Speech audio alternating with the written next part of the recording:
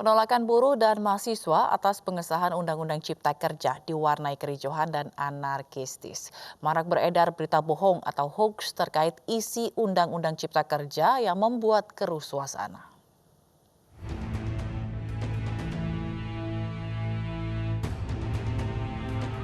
Kericuhan mewarnai unjuk rasa massa buruh dan mahasiswa di sejumlah daerah Indonesia.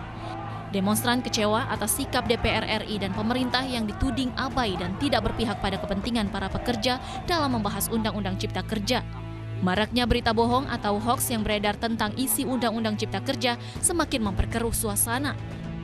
DPR dan pemerintah menilai banyak informasi yang tidak tepat beredar di masyarakat terkait Undang-Undang Cipta Kerja. Sejumlah menteri menggelar jumpa pers untuk meluruskan kesimpang-siuran informasi Undang-Undang Cipta Kerja.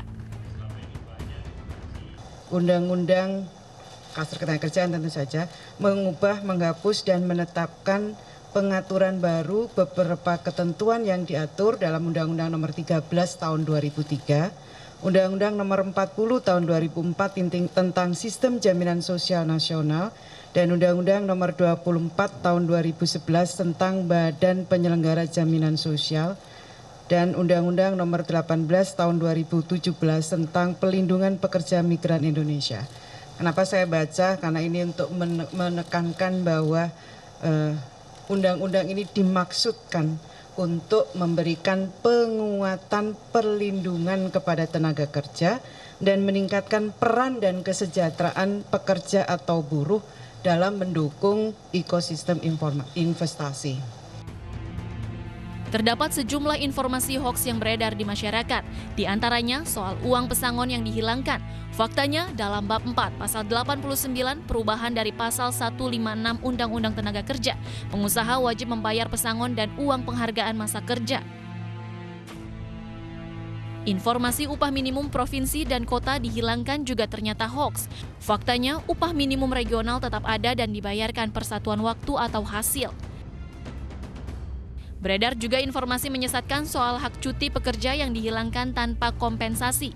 Faktanya dalam pasal 89 Undang-Undang Cipta Kerja diatur soal cuti pekerja termasuk cuti tahunan dan cuti panjang. Terkait informasi outsourcing diganti dengan kontrak seumur hidup juga hoax. Outsourcing ke perusahaan alih daya tetap dimungkinkan dan pekerja menjadi karyawan perusahaan alih daya. Massa buruh juga dibuat gerah karena hoax PHK sepihak oleh pengusaha. Faktanya dalam pasal 90 diatur terkait PHK atas kesepakatan perusahaan dan pekerja. Terkait jaminan sosial, marak beredar informasi jaminan sosial dihilangkan. Faktanya dalam pasal 89 Undang-Undang Cipta Kerja, jaminan sosial tetap ada dan ditambahkan jaminan kehilangan pekerjaan. Sementara untuk tenaga kerja asing tidak bebas masuk harus penuhi syarat dan peraturan. Tim Liputan iNews melaporkan.